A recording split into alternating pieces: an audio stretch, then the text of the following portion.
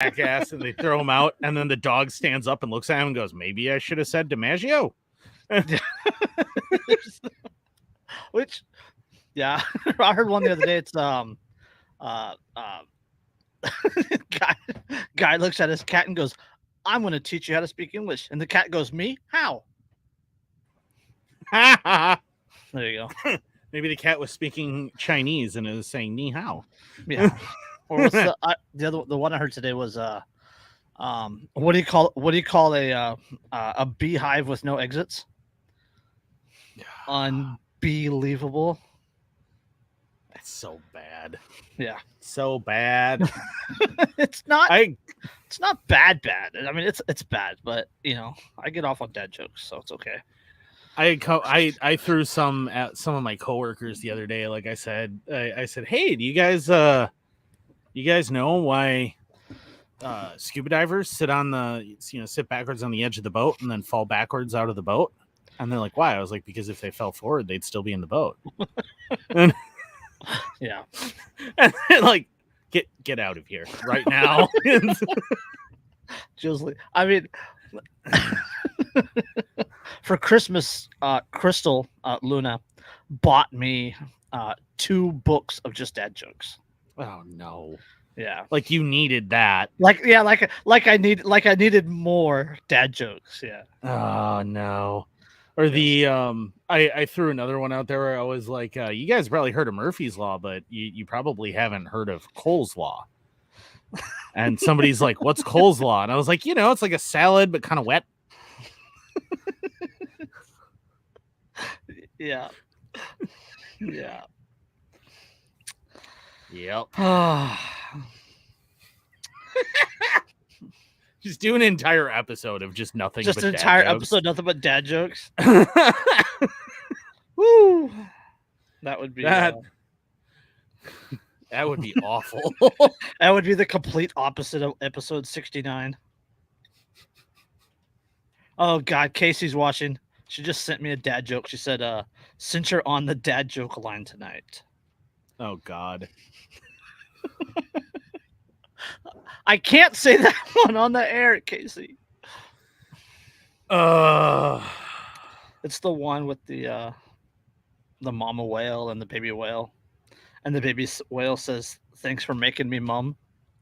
And the mom says, your whale come. Yeah. Yeah. Yep.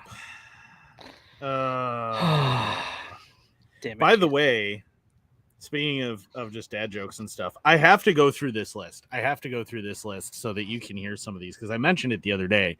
The are these real or are these 2023 college football players? I saw that video. Did I make these up? I knew a few of those. I knew a few of those were actual players. So there's General Booty. Yeah, he plays for my favorite. Plays for Oklahoma. Yeah, he's I think a sophomore quarterback. Yeah. The coldest Crawford. Yes. The Louisiana Tech wide receiver. Rowdy Beers, who plays for none other than Florida International University, because of course Rowdy Beers plays for a Florida team. Mm-hmm. Mobility, who's a defensive back. I feel like he should have been a safety. Mobility? Yeah. Named Mobility. Or a running back. Yeah, or a running back. Mm-hmm. Shida Silla. Yeah. Who plays for Boston College. DeRealist Clark. Yeah, yeah. What else we got? Dude person, which dude person. Yeah. University of Central Arkansas. There was a story just the other day out of Australia, where Australia actually took a woman to court and said, "No, you can't name your son that." And she wanted to name her son Methamphetamine Rocks. No. Generally, you should be able to name people whatever you want to name them, right? But I feel like in that instance, it kind of becomes child abuse. Yes. There's also that's- memorable that's- factor. That's way worse than a boy named Sue. It is That's significantly way worse than a boy named Sue. But yeah, memorable factor, who's a linebacker for Mhm. Duke, who's originally from London, believe it or not. He's actually What? English, named Memorable Factor. Memorable factor. Yep. Fat Watts. Fat Watts, yeah. Panda Askew. Oh. Tiger Shanks. Tiger Shanks, yeah. He plays for Tiger Shanks plays for UNLV. UNLV, yeah. Yeah, he's a The lineman for Rebels. UNLV. I mean, this one isn't that bad unless you consider the implication, but Cavassier Smoke. Yep. I mean- so your last name's Smoke, so of course name your kid's first name after liquor. Why not? Hashtag party parent. Kool-Aid McKinstry. That yes, Defensive back for Alabama. Roll Tide. the kid's name is Kool-Aid. Kool-Aid. Hey, Kool-Aid. If he doesn't blow through the wall of every single party he goes to and just goes, oh yeah. Like, McKinstry, knock that shit off. No. Pig Cage playing for LSU, because where else would you play if your name is Pig? But if your name is Pig, the only other place you could play is Arizona, or not Arizona, Arkansas. Yeah. Arkansas, Yeah. you'd be a Razorback, right?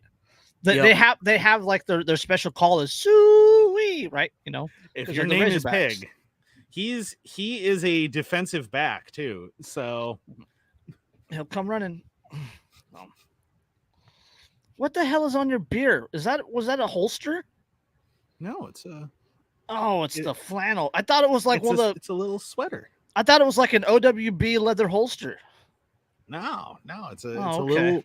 It's even got a zipper Oh God, his pockets. Okay, his beer has a cooler that is a red flannel with a zipper on it. And pockets. It has pockets. That is Wisconsin as fuck. Oh, and to top it all off, I bought it from Duluth that right Trading. That right there is a dad joke.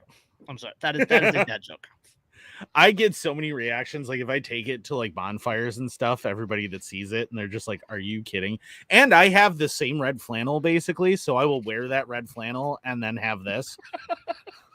And then me and my beer are both just sitting there. It's good stuff.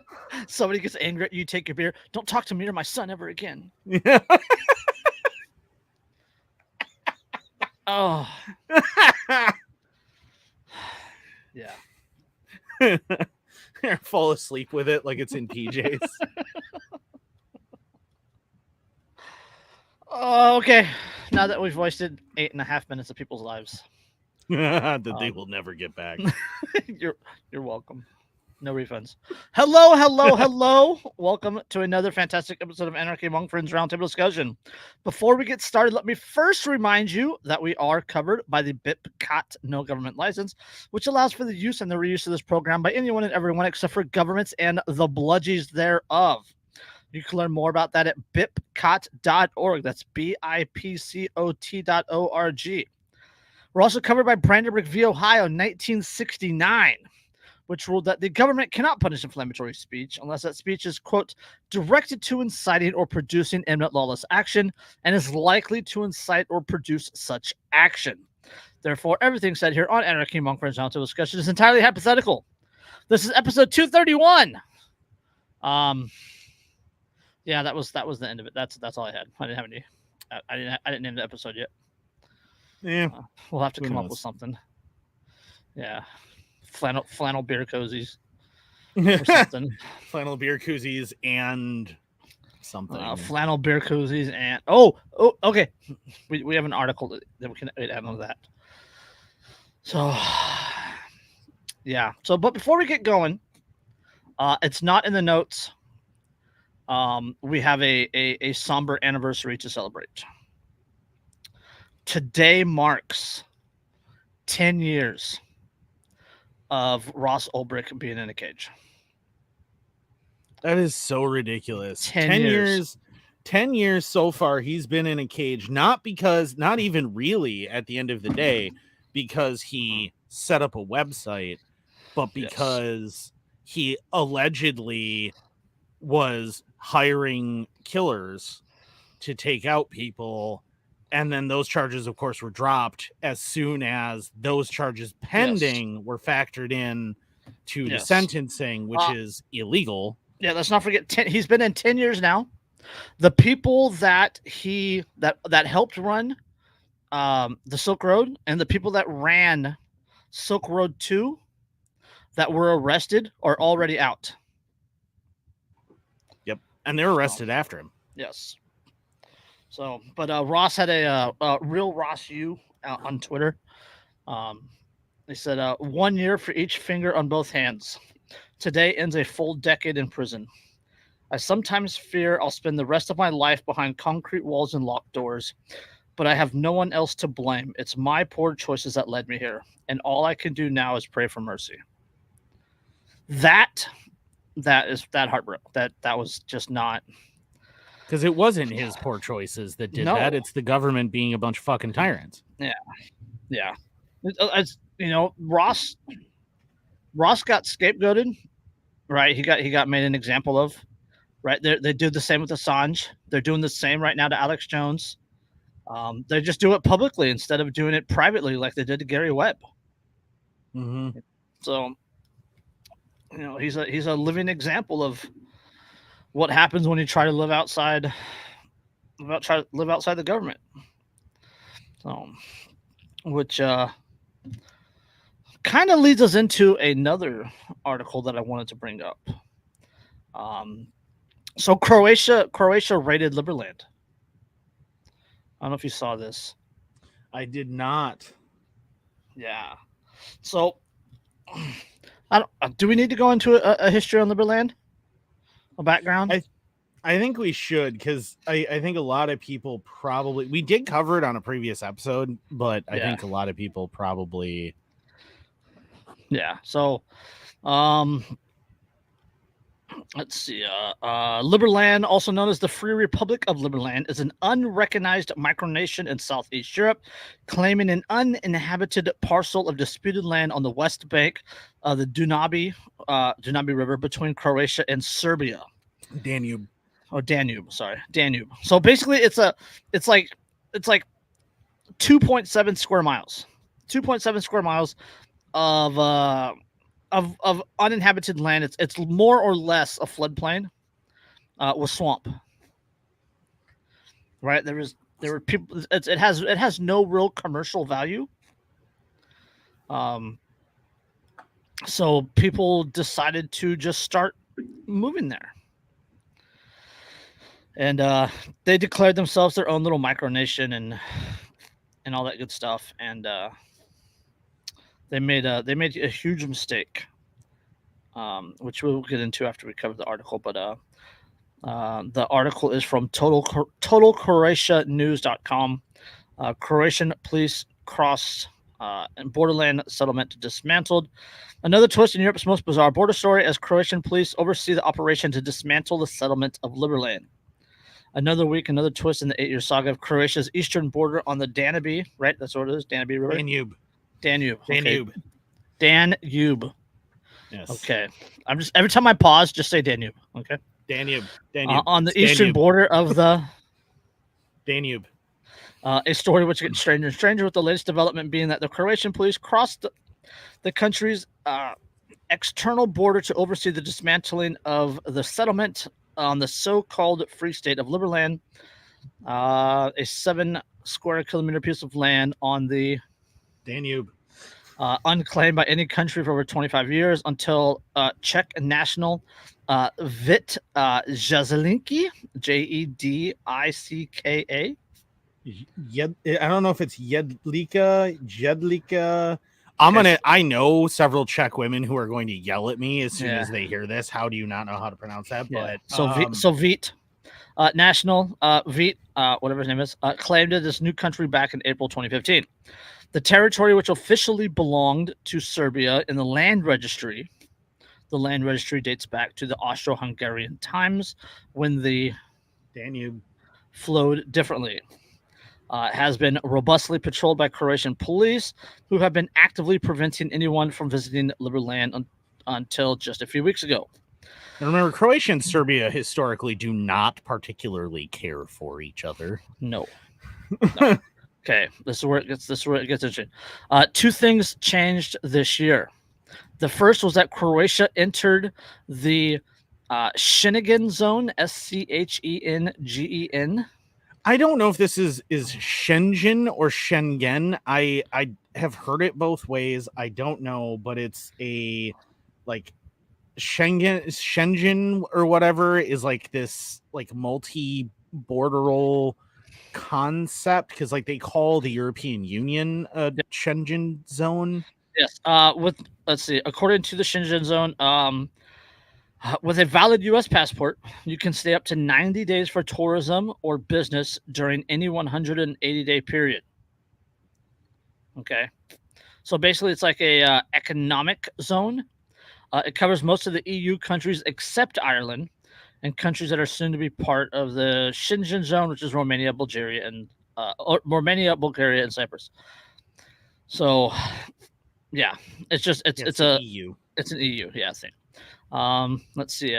With the exception of Ireland, because Ireland's really unique because we have specific constitutional things in Ireland that will not allow us to fully embrace all of the EU rules, and that's one of them. Yeah, which is heartbreaking what's happening to Ireland. That's a discussion for another time.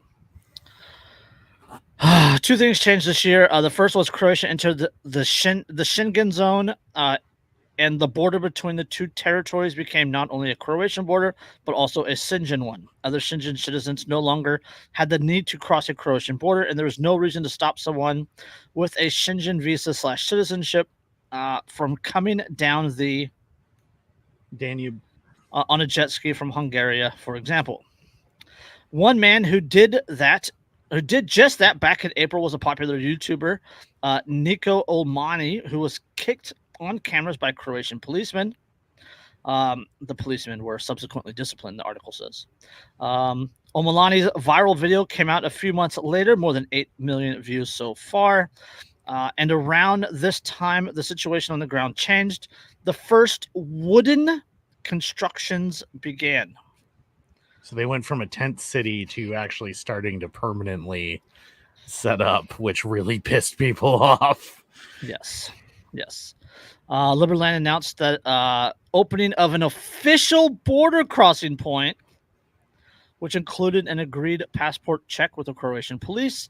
Such a turnaround seemed unlikely. Let's see. So it seemed unlikely to me, so I decided to visit myself with a photographer from Pixel, and indeed it was true. You can read my passport, blah blah. Okay, so there's a whole video thing.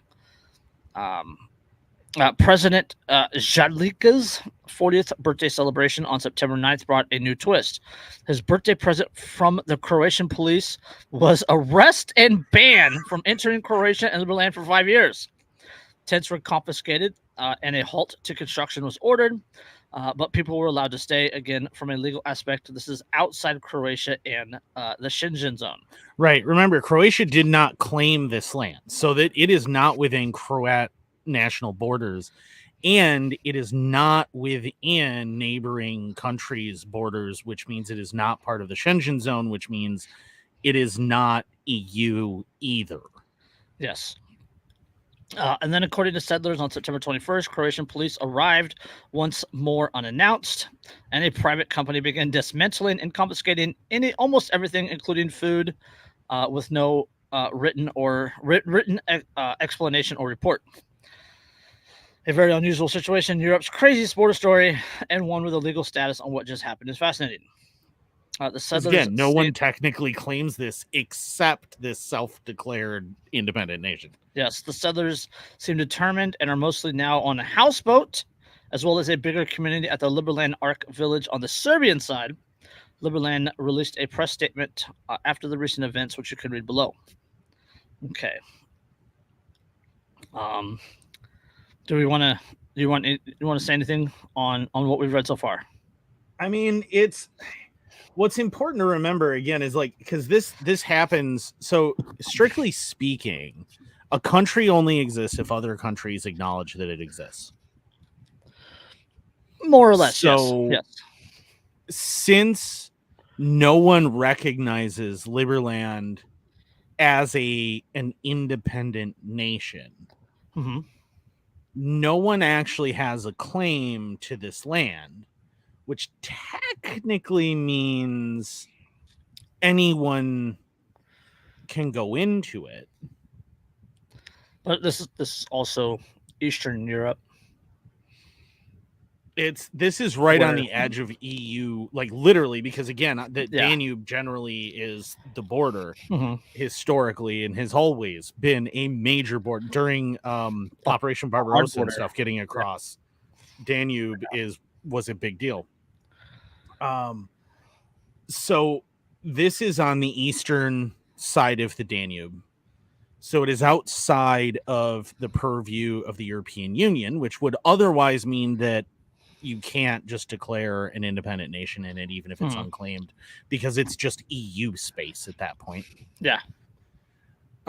So think of it like the easiest way to think of it is if you're here in the United States and let's say there's, right on the border between Nevada and California, there's a tiny little chunk of land that neither state claims. Technically, that's just under federal jurisdiction. There actually is a guy that lives on the south side of Lake Tahoe who has, it's like 7 or it's like 10 or 12 acres or something like that. Oh yeah, and he has it fenced off, and he actually has declared his own micronation with like his own. He issues passports. Yeah, it's hilarious. You can actually get them. There's also there's a our buddy Shane Radcliffe, for his farm for what is it? What is the name of his little piece of land? But he has a passport system too. For his place in Illinois, yeah. Yeah, the Conch Republic is another one. Pasnia. Pasnia. Yeah. Yeah. Okay. Yeah. The Conch Republic. Conch Republic in South Florida. Yeah, in the Keys, where it was an island that essentially the United States forgot to actually officially claim, and when they realized it, they're like, "I guess we're our own country then." And it was all very tongue in cheek the whole time when they did it, but. And there's other places. There's Sealand, and then there's a couple places in Europe that are like abandoned oil derricks, right? That are their own micronations. Sealand's on an old World War II submarine tending station in the Atlantic and stuff. But the big thing is that this is not within any country's territorial land. This is unclaimed, and technically, theoretically, they should be able to claim it and declare it an independent country. The problem is that when they did so, one, they never petitioned anybody to recognize them officially. They just did it. And two, they also never armed themselves to be able to defend it when the Croatian paramilitary police decide to invade them and kick them out. And there's no reason to even do it because realistically, no one wants it anyway. Well, that's the thing. That's the thing. So Liberland existed until it became an annoyance. Right? Once it developed a checkpoint, once it became more than just, hey, look at these dumbass people living in the swamp. Once they started building permanent structures or attempting to build permanent structures, that's when it became less of a side thing and it became an annoyance, right? Because you can't claim to be a country with borders and enforce this and enforce that, and have people believing they're outside of your authority, put in permanent structures on your land. Well, which isn't their land though. It is their land. But it's not. It is their okay. Technically, because the river moves, the border moves.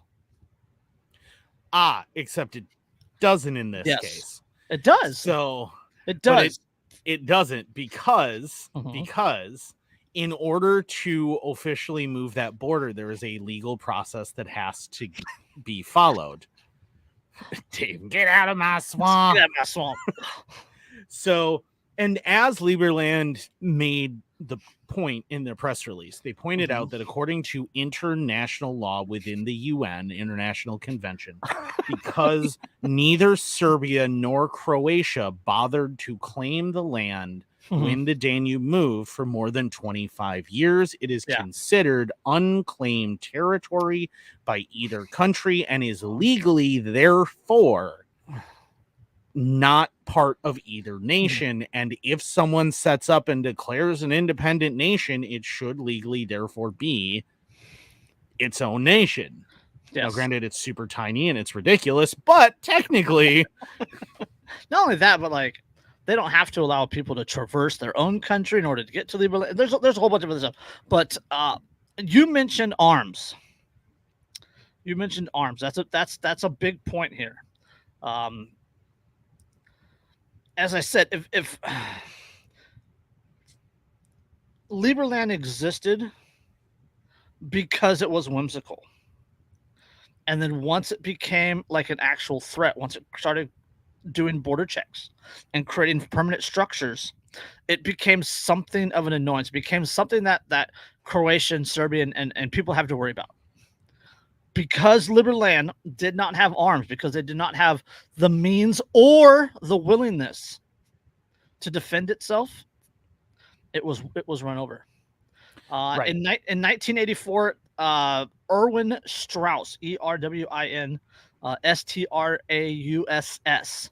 You can find the PDF of that book literally anywhere. It's on Telegram. He wrote a book called How to Start Your Own Country. And multiple times in that book, he references in order to play games, essentially in order to play games with nation states, if you want to create your own nation, if you want to create your own country, and you're going to play games against other countries, you have to be as and more willing and able to defend yourself and from a defensive point, to the point of acquiring nuclear weapons. Yeah, I don't know if you've ever read The Mouse That Roared. Yes. Fabulous book. I freaking love that book. The movie too. It's so funny. Man, is it funny. But in it, it's this tiny little dookie in Europe that is broke. And they're like, well, what do we do? And they're like, well, hey, after the United States beats other countries in wars, they always come in and spend billions of dollars to rebuild them. So why don't we just declare war on the United States, lose the war, and then the United States will just rebuild us? But they can't make it obvious. Zelensky's going, there's some good ideas here. Yeah, but they can't make it obvious that they're trying to lose, because then the United States may not take it seriously and then actually give them a bunch of aid after they beat them. So they don't tell their soldiers, and then their soldiers inadvertently capture on a commando raid the Q bomb, which is like the most destructive bomb ever created. It's worse than the H bomb. Yeah. And they actually capture it and bring it back. And the leaders of the country are like, what have you done? We actually just won. What are we supposed to do? Like we doomed us. Yeah, like what did you do? We actually won. We're actually going to be a world power now. This is not what was supposed to happen. Puts Q bomb on eBay. Yeah, like, does anybody else want this? But like, they're actually going to attack us now. Like, people will actually declare war on us now. And we don't have a military. We have you 10 idiots who just did this. And that's it. That's the whole military. Like, what do you... Yeah.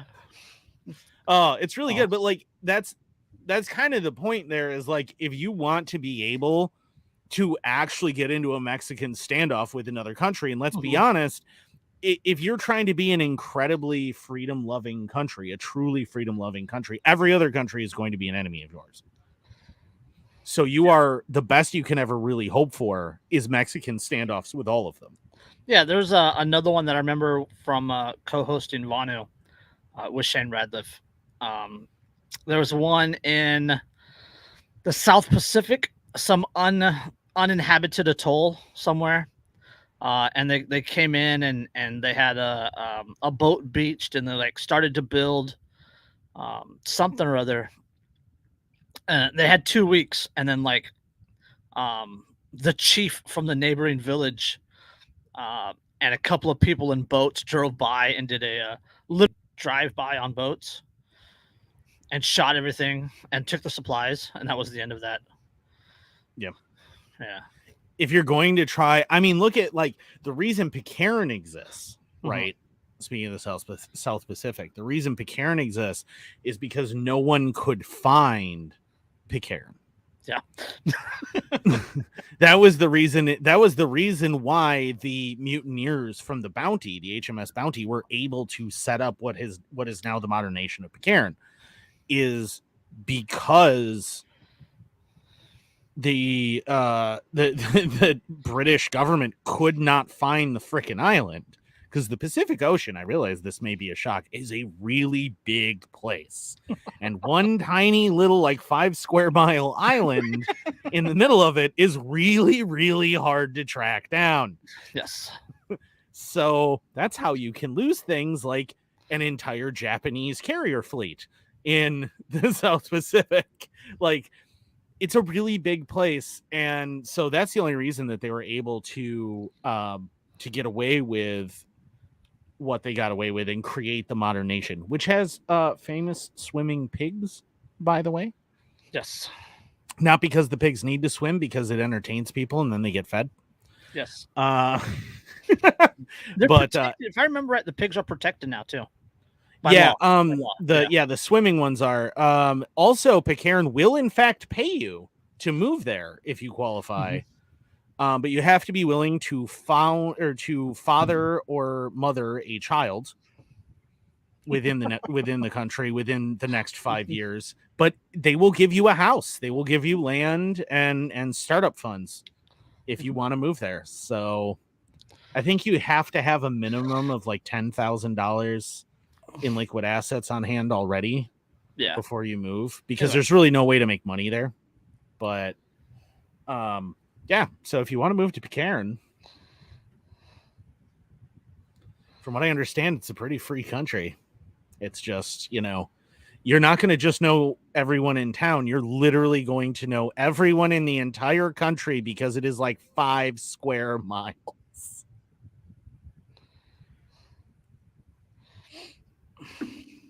But like this country, its issue is that, with Liberland, is that it is right on the border between 2 countries that hate each other, have always hated each other. I mean, Serbia is not known for being an incredibly peaceful nation. Neither is Croatia. They're totally peaceful as long as you completely agree with them. I mean, it's not like people have heard of like Sarajevo or Kosovo or isn't that where the sniper shot at Hillary Clinton? I think it was Kosovo. That's that's the joke. And Sarajevo was, I mean, not only like that city was the site of the start of World War I, and also the site of I think a Winter Olympics, and then the site of some of the worst fighting between Serbs and Croats. I mean, it was just utterly destroyed, especially the Olympic Village itself. Like, I saw the Olympic Village in the aftermath of that. It was insane. But yeah, so like these are not countries that are historically known for being easy to deal with, and you decided to set up in between them, and that was not going to go well for you as soon as you started being an actual country. Yes. Let's see. We don't need to read. Okay. Let's. I'll read the first paragraph of the statement from Liberland, from Liberland Press. On the morning of Thursday, September 21st, a private company under the orders from the Zupan, that's the prefecture inspector, acting on behalf of the Croatian forest, made an unannounced extraterrestrial incursion onto or into Liberland and demolished and removed Liberland property. Liberlanders living on the land were threatened with arrest if they interfered. An unspecified number of Liberlanders were arrested under the vague charges of, quote, failure to comply with a lawful order. Croatian police escorted the demolition crews who committed this act of indiscriminate destruction. The assault was committed without warning and without the forest company or police issuing any reasons or justification.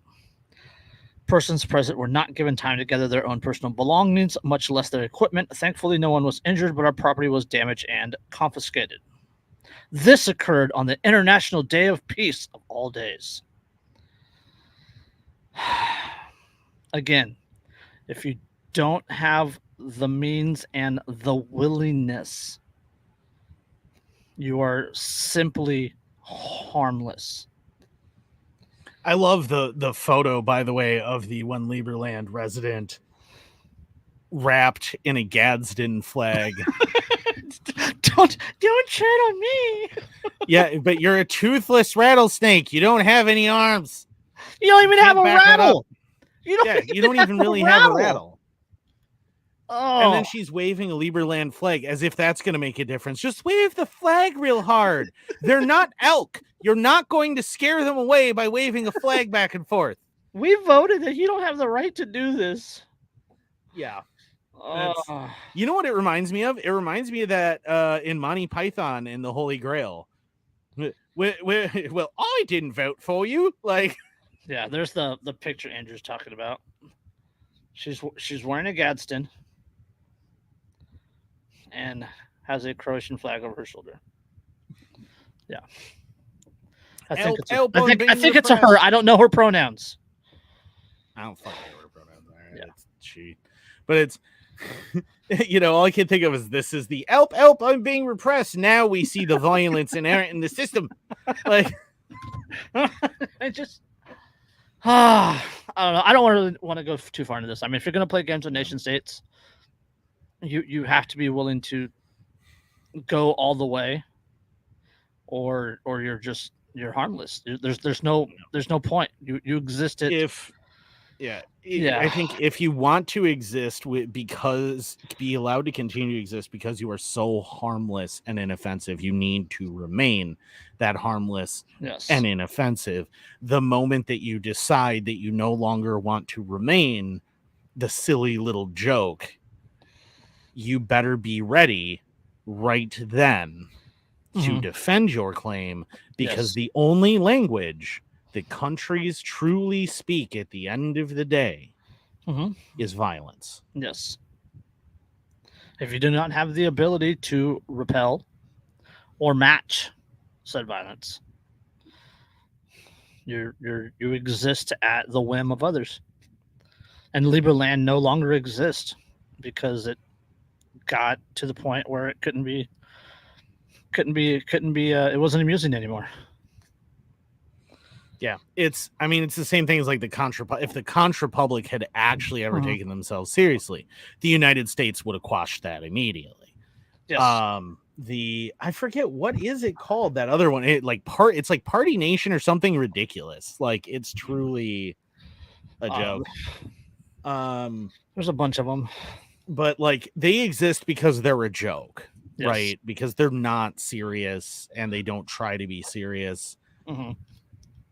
So they're a different thing, right? But the moment that you actually try to be a serious country, like to exist, even if you're a faux nation. For historical example, go watch the movie Free State of Jones.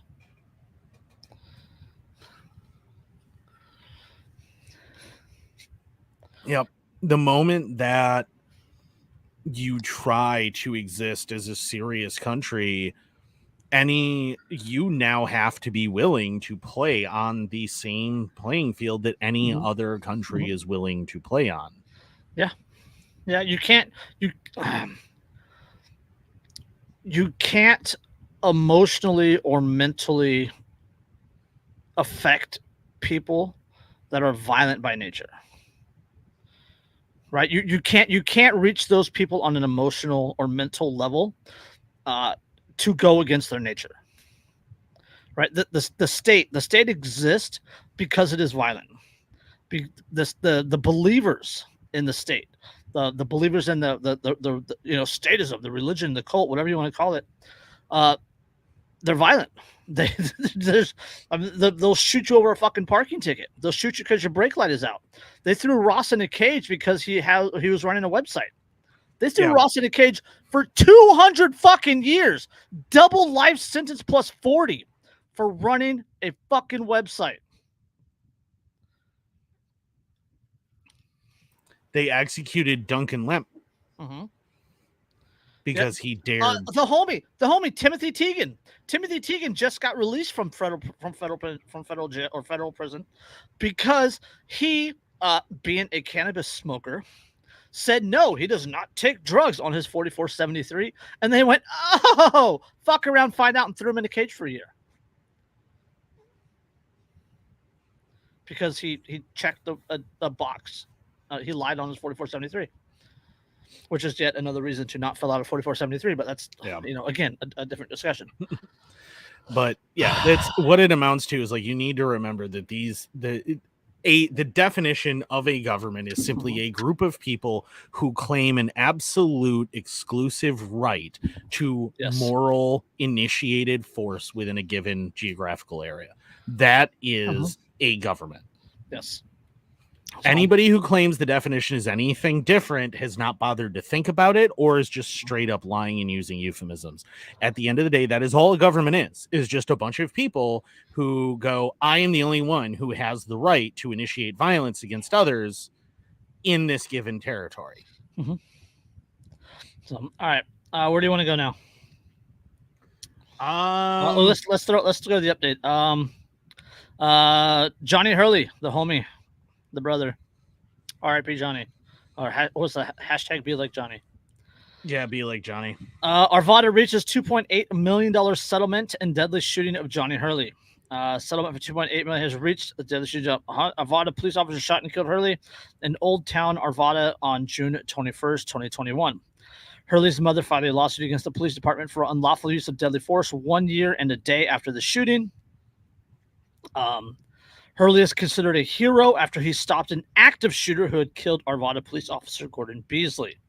A joint statement from the city of Arvada and the attorney's office for the estate of Johnny Hurley and Kathleen Boylan reads in part, quote, recognizing that this is a horrific set of circumstances for all involved, the parties have agreed to settle this matter. It reaches a settlement. The parties acknowledge the tragic loss of Officer Beasley and Mr. Hurley and acknowledge Mr. Hurley's heroic actions under trying and unusual circumstances. These men were loved by their families and friends. They were valued members for their communities. In the light of this, the parties have agreed to explore the possibility of a memorial to commemorate the events of that day. So, by the way, the officer that shot Johnny, charges were no charges were filed. He shot Johnny low from behind. It hit the hip and the femoral, and Johnny laid there and bled to death after saving multiple lives. Yeah, because he had picked up and was removing the magazine from the AR. Yep. So, and the officer did not call out.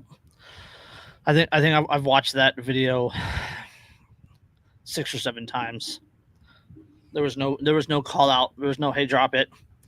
It was screeching tires, pop out, pop, pop, pop. Johnny went down. Yeah. So, all right, we don't need to get further in that one. Well, I mean, I will say that, the good on the citizens of Arvada who immediately came out in support of Johnny and absolutely universally condemned that fucking pig. Yes. I am very proud of them for that they universally came out and condemned his actions and said, what is wrong with you? You didn't bother to confirm who you were aiming the gun at. You didn't confirm anything, nothing. You just started shooting without questioning what was going on. Didn't holler out, not drop it, not police, no nothing. Just down goes Johnny. So Yep. yeah, so that's a somber one. Blah, blah, blah, blah, And blah. he was on my friends list. I never really interacted with him much. The little bit that I did interact with him, seemed like a really solid, really good dude. Yes. If you reach out on our multiple our mutual friends, Lindsay Cohen, they were on again, off again. Yeah.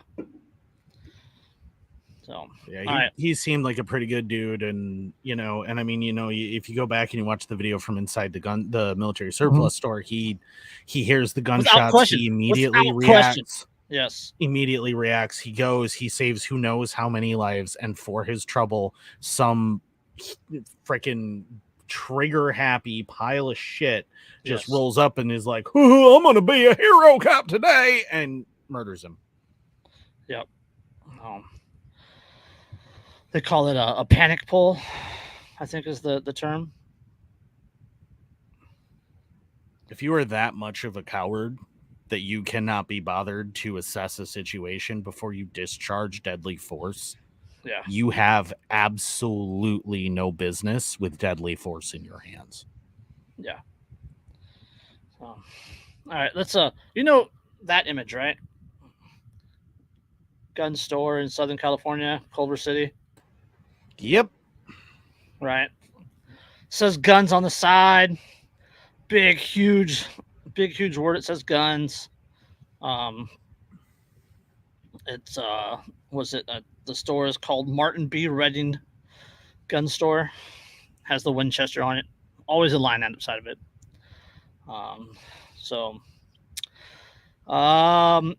It seemed like an unusual but effective solution. To keep another gun store from opening up in the spot where one was shutting down, Culver City officials decided to buy the gun store.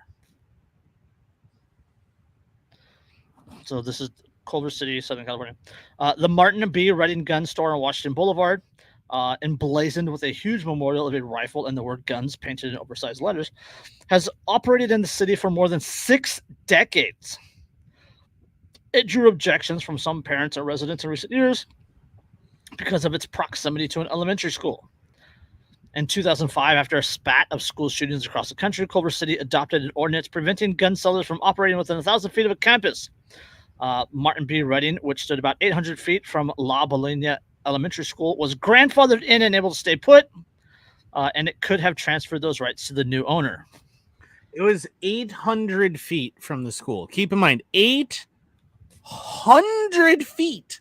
Yes, 8 football fields from the school. Mm-hmm. Yes, 8 football fields. That is two Major League Baseball home runs. That is, well, that's what, just under 3 NFL football fields. 266.6666 yards. Yes. Yeah. So it's, but I mean, like you're talking about a distance where there is no physical way you could see that building from the school. From the school now. And not only that, but what they have to say about it, why they did it. We're going to read it, and I'm going to point something out to you real quick after we read this. Okay. With a $6.5 million price tag, the cost was, quote, on the high end of commercial real estate in the area, city staffers said during the September 11 meeting, where the city council voted to buy the store. Parents and gun control advocates argued the price was worth it to keep another gun store out. Quote, it's an investment in the safety of this community and our kids, says Megan Odson, a member of Culver 878, a group of residents and parents who advocate for local gun safety measures. Really, Megan, would you like to articulate to me in detail? Articulate. No. What way? Stop being racist. In what way? Yes. Having a gun store that close to an elementary school puts those children at risk. Articulate that to me. What in your mind do you think is happening Yes. that this is keeping them safe? Are you under the impression that there are people who are walking into this gun store, filling out a 4473 In California with a 10-day waiting period? right? You also Waiting? have background checks for ammunition purchases. You also have magazine restrictions. Waiting 10 days, going back, picking up their limited to 10 round gun, along with magazines and ammunition, And if it's standing in the and if it's parking a lot. rifle, and if it's a rifle, it has the fixed magazine law. Right. And then Right. they're standing in the parking lot and loading it. And what? Driving over to the elementary school several blocks away. That can't be seen from the gun store. That can't be seen from the gun store. And you're worried that that is going to occur? Is that the gist of what your concern is? That you're under the impression Yes. that a school shooter will be like, hey, in 10 days, I'm going to lose my mind and go shoot this school. But I don't want to have to go through all the trouble of bringing the gun home. I'm going to buy it conveniently. In 10 days after multiple background checks. and your legal limit or legally limited magazine capacity. You're going to violate that ordinance and the other ordinances and the other laws and all those other laws to go do something bad to the kids. Right. So I just want to like, so the sequence of events that Megan here is concerned about is that a person who has had no significant run-ins with law enforcement. We just need more laws. That's what we just need more laws. Right. It's so Megan Odson is concerned that what's about to happen is that a person, if you don't like gun control, you can go start your own country. Except I can't because the police will invade. But so what she's concerned about is that a person with no significant legal trouble in their past. I need a patch for my mic, Dave. I need a patch for my mic that says Liberland reject. Refugee. Liberland refugee. No, I'm a reject. They wouldn't let me in because I'm not harmless. It's like you sitting on tires with a gun in your lap. Right. Looking all sad. Yeah, like that, but it's like anyway. So what Megan Odson here is suggesting they're keeping you safe from is a man with absolute, because not a woman. You know she'd never say that women are dangerous, right? She's not that type. Oh, so, it'd be a white man. It'd be a white man. Right. With no documented history of mental illness and no major yes, criminal. California has a duty to report law. So if you had therapy or if you were on any sort of heavy SSRIs, you would be on that list. Right. No significant run-ins with the law whatsoever. Is randomly one day going to go in a week and a half. Decide I want to go attack an elementary school, and I don't want to have to bring the gun home, so I'm going to buy it from the gun store nearest the school. Yes. And then he's going to proceed to wait that week and a half. Again, this man has no history of breaking the law or any kind of mental illness, and then he's going to buy this gun and he's going to go do this horrible thing, right? Like that's what she's under the impression she's heroically saving the world from. The odds of that actually being a thing that would ever have occurred are 0. You are saving no one, Megan. No one. So what you're saying is, you know who's being saved? You know who's being saved by Megan getting rid of this gun store? Probably her husband's secretary that he's been sleeping with for the past 6 years because he can't stand her Xanax and wine weekends. The guy that owns the store because he's getting $6.5 million. $6 million that isn't going to the children and helping them and like giving them additional facilities or paying for better teachers or anything else. No. We're going to buy this building that's now just going to sit vacant, begin to Yes. deteriorate, We're and gonna, yeah, pull they're gonna, down surrounding property values. we're gonna pay an elevated price for a piece of property to prevent a local business from occupying said property.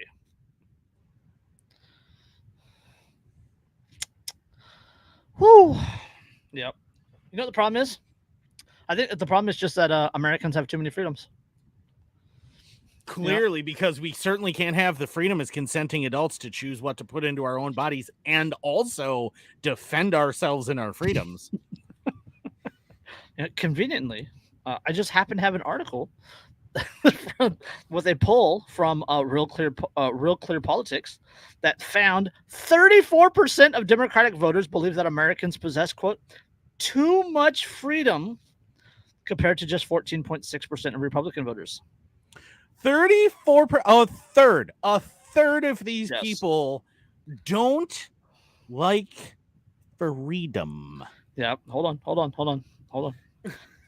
Give me a full paragraph. The survey found that 34% of Democratic voters believe that Americans possess, quote, too much freedom compared to just 14.6% of Republican voters. Although the overwhelming portion of U.S. voters believe that freedom of speech and protection is beneficial, 52% of Democrat voters believe it is important, quote, it is important that, or an important quote, that the government be able to censor user content on social media platforms it feels threatens national security. The Democrats believe that you need to win the victory over yourself and love Big Brother. Mm-hmm. You know, I that's funny you say that, because John made a comment earlier. It was in reference to that tweet from Ross Ulbricht. He made a reference to Winston. Yep, that's why I brought that one up, because it had it in my brain. Yep. And it's, but I mean, like, this is the thing. 52% of Democrat voters think that it is important that the government dictate what you can say in the public forum. Additionally, approximately 75% of Democratic voters believe that the government should, quote, censor hateful social media content, according to the poll. 3/4 of these people think that it's important that words that make them sad you can possibly get thrown in jail for. That, like, because ultimately that's the result of censorship, right? It isn't just removing content. It ultimately culminates in actual legal charges. Yes. You know what the problem is? We just don't belong here. We should move to Liberland. We should start our own country. Oh, we can start our own country wherever the hell we want. Because we're not harmless. And if the U.S. just is going to keep misplacing F-35s. Well, you saw the tweet the other day. Tyler Yankee, Libertarian Podcast Review. He tweeted at Gavin Newsom. He said, "Hey, I'll replace Dianne Feinstein in the Senate if you want me to, and I'll start declaring something or other." And I said, "Hey, will you please declare us domestic terrorists? I could really use the CIA money in a helix." Yeah, he said something to the effect of whatever you want. Whatever you want. And I said, M moderate rebel Gibbs Hilux. Yep. Tyler's a fan of the show. He pops in the chat from time to time. Gibbs me Hilux and technical. I'm moderate though, you see, and so I should be the one that you're arming. I'm well regulated. Yeah, like, just, you know what you could send me is, I'm not even asking for M1 Abrams, like some honey badgers, maybe a Striker or 4, a few Bradleys. I'm not asking for much. It's just a little bit of stuff that, is starting to get a little old, a little outdated. You just send it my way and we'll, I'll take care of it for you. Some of you got along some with a of bunch of ammunition. those old M16s, those old M4s. You know, they're phasing them out to the SIG Spear. You know, hey, if those have to go somewhere, you know, hey, I'll take them. Just, you know, I mean the Crows system is starting to get kind of old, and I don't even need a vehicle to necessarily. If you want to just send me the Crows and the machine guns connected to them, we can probably figure out a use for them. I'm just saying, you know, as moderate rebels, they're already bringing in the next generation MRAPs, right? So I'll take the old ones. The old ones, right? There's still some working Humvees, you know, that still exist. That are, you know, well, they're Humvees. Yeah. I'm just saying. They're Humvees. That's the. I could provide a lot of community aid if I had a couple of saws and a deuce and a half. It is amazing the amount of community outreach that a 20 mic is capable of. Yeah. Bump, bump, bump, bump, bump. Smiles and Gustav. Yeah, boost up. Oh man, those things are so fucking great. So, all right. Because what would make a gun that fires a projectile this big around better if it also blows fire out the ass end fucking 15, 20 feet? That's what would make it cooler. It's that's what you need for when you're surrounded by the enemy, right? Set some of them on fire, blow some of them up, and just keep spinning in a circle. And eventually, for when the zombies learn how to fly. The Tremors. Was it Tremors 3 with the flyers? Yeah, with the ass blasters. Yeah, the ass blasters. There you go. You know, I do remember the ass blasters, and they had like heat vision, so they had to like spray themselves with a fire extinguisher. Which would not actually work. You'd be better off just spraying them with a fire extinguisher, or with a Gustav. Definitely would take care of them if you hit them with a Gustav. It's a good thing. It's a good thing that ass blasters and Tremors are legally banned in Liberland because they violate the NAP. They attack.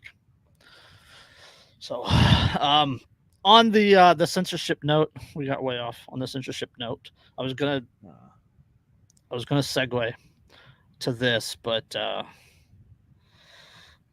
no, we're not gonna go that now because the segue is ruined. No, the segue is ruined. The segue is ruined. We can still bring up though. Like, I feel that it's counterpoint to the Democrats.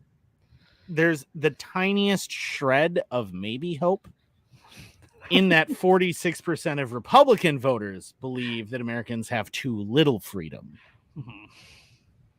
So okay, all right. Something. Republican. We can go to Republican state story. Sure. Okay. The drum roll. The hidden article, the one that I did not tell you about. Or did I tell you about it? I think I told you about that. I didn't tell you about the other one. Okay, either way. Wyoming. Jackson, Wyoming buys 8 buses for transit system. A transit system run by the town of Jackson and Teton County set out to replace its diesel buses with electric. But none of the 8 electric buses on its fleet are running, and the company that made them went bankrupt.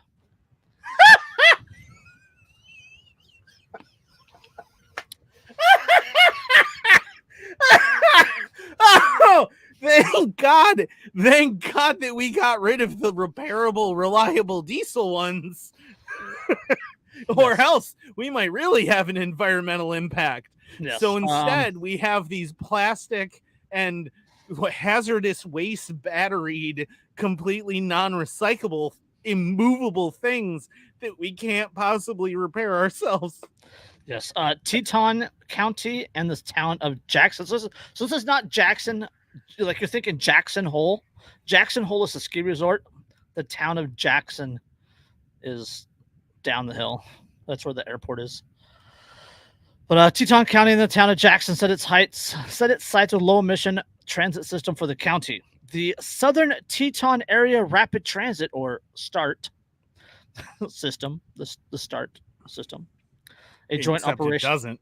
It's a joint operation between Jackson and Teton County. Bought 8 electric vehicle buses to complement its fleet of 31, but none of the electric buses are running, and so the town's transit system is having to rely on its diesel fleet. Last month, the electric bus manufacturer that supplied START, California-based Proterra, filed for Chapter 11 bankruptcy. The Jackson Hole News and Guys reports that the last of the electric buses went out of service 2 months ago, and some of the broken buses have been awaiting parts for months. You know why? START director Bruce Abel told the Cowboy State Daily, that's the article, the newspaper, that the agency still isn't sure when these parts will come or when its electric fleet will be running again. Never. Quote, we're evaluating our options to see how we can work through that and make sure that they can be on the road again. You know, so, and this is one of these hilarious moments, right? Like, let me explain something real quick. If I have a diesel bus, okay, chances are that diesel bus is running on a most likely probably like a Cummins motor. Let's be honest. Let's not forget that Wyoming is one of the largest oil producing states in the United States. So I have an easily available fuel. In fact, if it's diesel, I can convert it very, very easily to run on used cooking oil or used motor oil that's been cut with just a little bit of gasoline.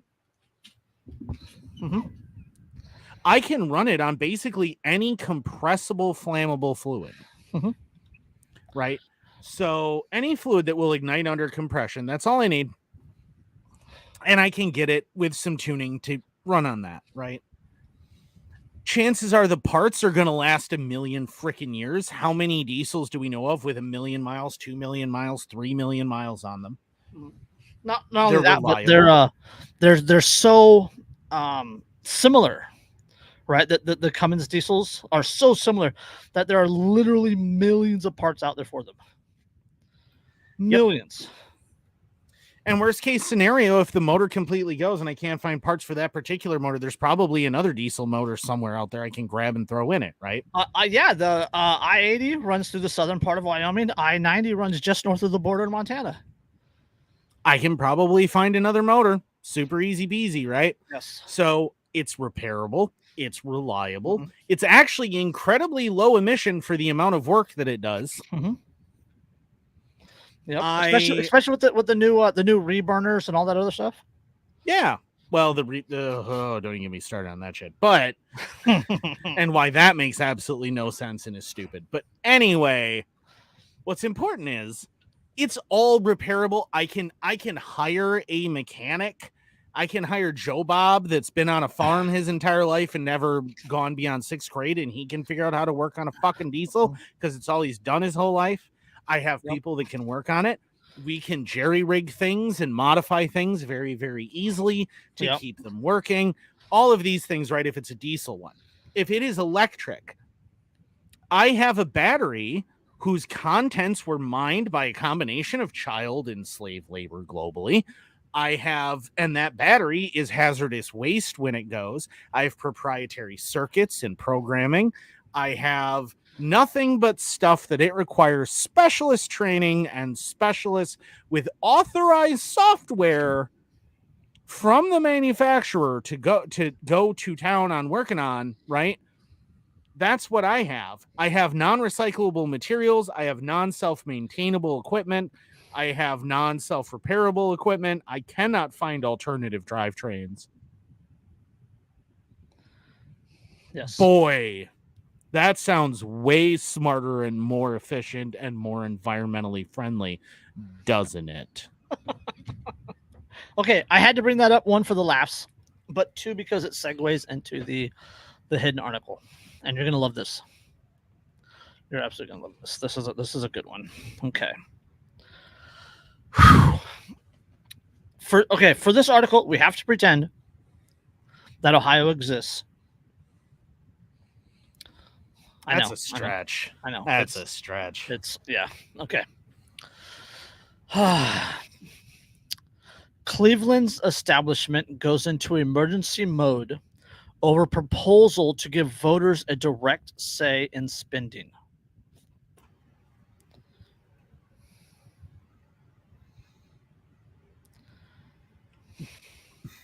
Okay. Ohio's legislature is taking emergency action to block Cleveland's People's Budget Ballot Initiative, issue 38, which would empower residents over 13 to allocate 2% of the city's annual budget. Citizens are set to vote on the proposal this November 7th, an innovation that comes as government shutdowns pending spending looms in Washington. On Wednesday, Ohio's Senate fast-tracked a bill to block participatory budgets by a bipartisan 26-6 tally, advancing it to the state's House of Representatives in just 1 week, to take effect by Election Day and render Cleveland's vote moot. Requires, quote, an emergency clause, which must pass by 2/3 vote in chamber. So this is called participatory budgeting. All right, so the whole thing, participatory budgeting, is 2% of the budget. Remember, 2% of the budget. You, as the voter, right, you're given, Seattle does this too. So your vote is worth, $10 or $15 or $20, whatever it is. And you get to vote. You get to say, hey, I want my X amount of money, 2% of the total budget, my $20, $25 to go towards this or to go towards that. Right. So I want it to go towards parks. I want it to go towards schools. I want it to go towards food programs instead of going towards whatever else it would go to. Right. We're talking 2% of the budget. 2%, tiny 2% of the budget that you and I, as the voter, would get to say where it goes. How much is that? So this is Cleveland's budget. 2% of Cleveland's budget. Let's see. Cleveland gets to decide this. Budget. The state of Ohio has passed a bill in emergency to go, oh fuck, no you can't. Because we don't want people to do that. So Cleveland's city budget, I just want to emphasize, city budget was $1.9 billion for 2023. So 2% is what, 20 million? 38 million. 38 million, okay. So what's the population of Cleveland? What is the population of Cleveland? Population of Cleveland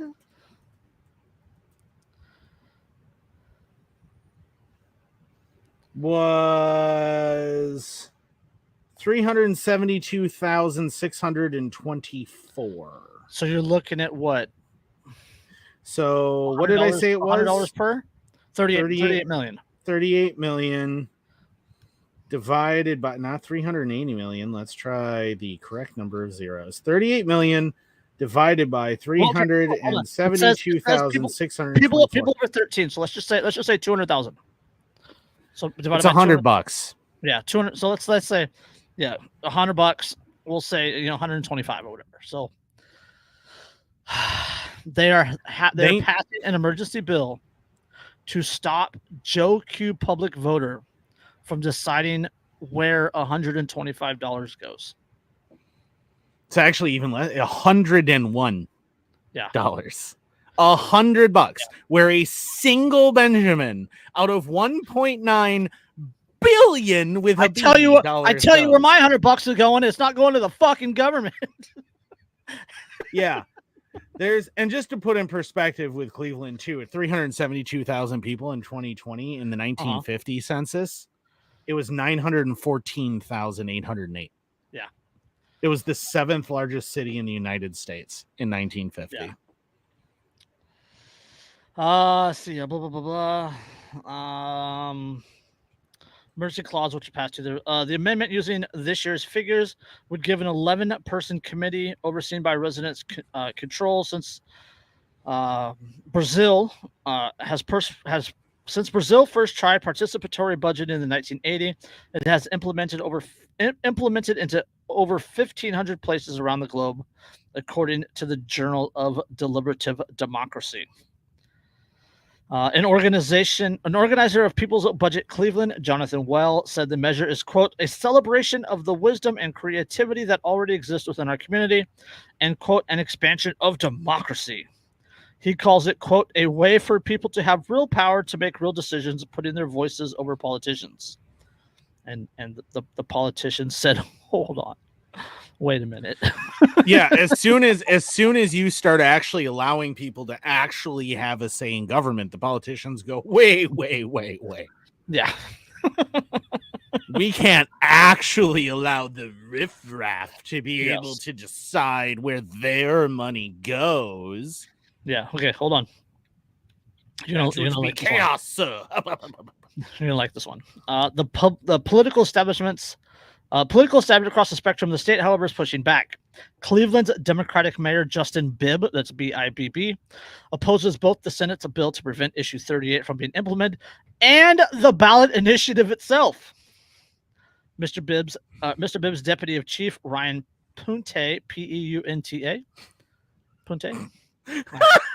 Ryan Punte testified that the Senate General Government Committee that their bill, quote, on its surface is intended to help people, but it would, quote, erode local control and hamper the ability of cities and its citizens to implement policies reflective of the unique needs of their communities. Wait,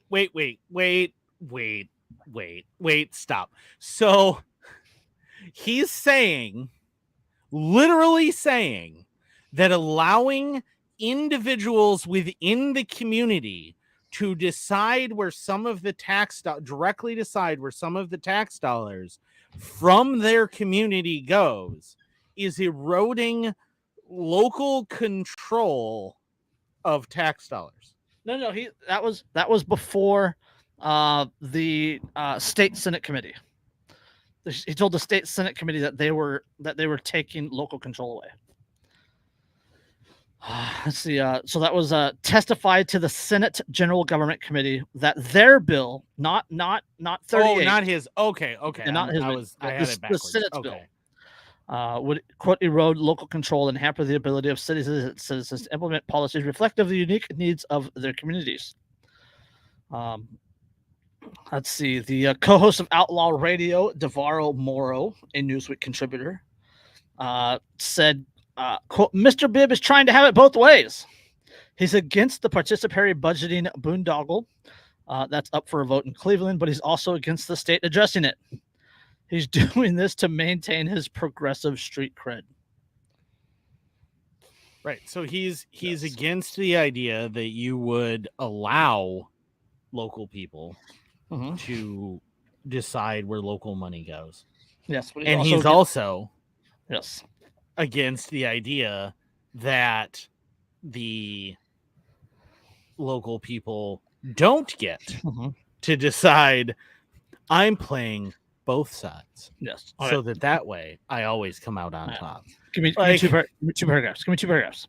Several unions, including the local AFL-CIO and construction organizations, have urged a no vote on issue 38. That is the city issue to allow participatory budgeting. Vote no on issue 38. And in a news release, the Cleveland Police Patrolmen's Association said it would, quote, take more officers off the streets. And the International Association of Firefighters called it, quote, a gamble Cleveland cannot afford to take. Okay, again, this is $100 per person. 38 million, 2% of the total budget. $38 million out of a $1.9 billion budget. And they're saying that if you let the average person decide where $101 out of $1.9 billion goes, Yes. they're going to have to take cops off the street. They're going to have to reduce response to fires. Cats and dogs are going to live together. Hold on. It's going to be anarchy. Hold on. There's another quote coming. In a debate with Issue 38 advocates on Wednesday, a nonpartisan member of Cleveland City Council, Chris Harsh, a former union organizer, warned the hit to the general fund in a city that's already struggling, and we can't make up that loss to services. It's 2%. This is This is nonpartisan former union organizer arguing against 2% direct democracy. Don't get me started on my opinion on unions, because you can probably guess it's not favorable. However, I just want to point out, historically, union organizers and leaders, do they vote for freedom? Hold on. Or do they tend to support candidates who lean, let's call them socialist? Hold on. Okay. Let's, this keeps getting, I'm laughing, so this keeps getting better. Oh, Jesus Christ. Writing at cleveland.com, Mr. Harsh, that is Chris Harsh, the nonpartisan Cleveland City Council member and former union organizer, said that participatory budgeting, quote, undermines movements for social justice and fails to engage residents in the electoral process. Okay. So again, as I said earlier, why that previous argument didn't make sense. This one. So allowing people, local people, to decide where local money gets spent will undermine local causes.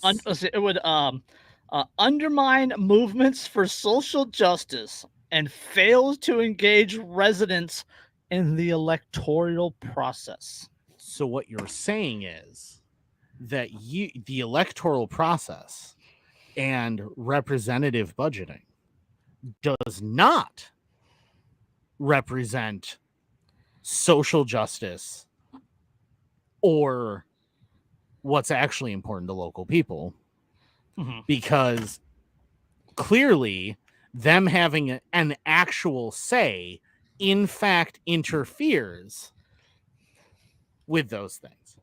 Yes.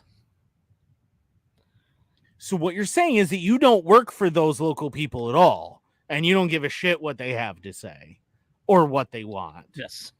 All right. You know better. Keep ranting. I'll be back in just a second. All right.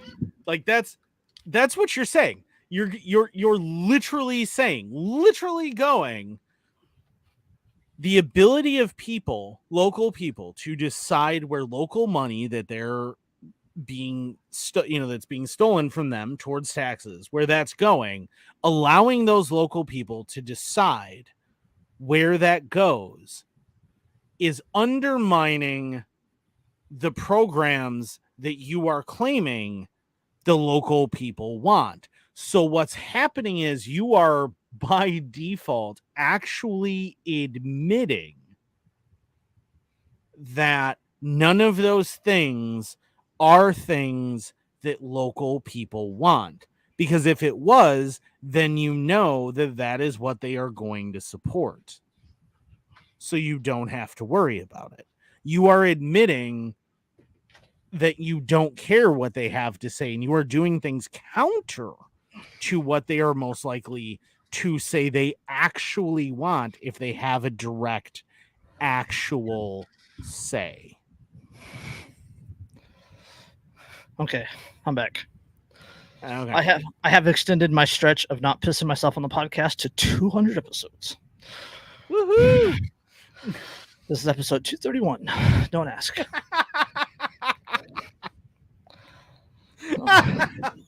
Well, that is I used to drink a lot. Great Shut up. news. I used to drink. Okay, we got two more. I'm not sure where to go. Do you need to laugh, or do we want to get angry and then laugh, or do we want to laugh and then get angry? I mean, it depends on what you want the tone of the episode to be, because like realistically, however we end those always tends to be the tone of the episode. Okay, so. Do we want to go out on the high end? I feel like we should go out on the high end of things. Okay, I feel like we should go out on some positivity here, but I will also be back. You read, okay, and I will be back. All right. Oh, this is a good. You got your earbuds in, right? Yep. Okay. Brooks Roberts' life has been a difficult one for the past few years. The pandemic left the 38-year-old and his family homeless. Disability, job losses, and an eviction all struck at the same time, sending them on a downward spiral into poverty. His mother lost her feet to frostbite and now uses prosthetics to walk.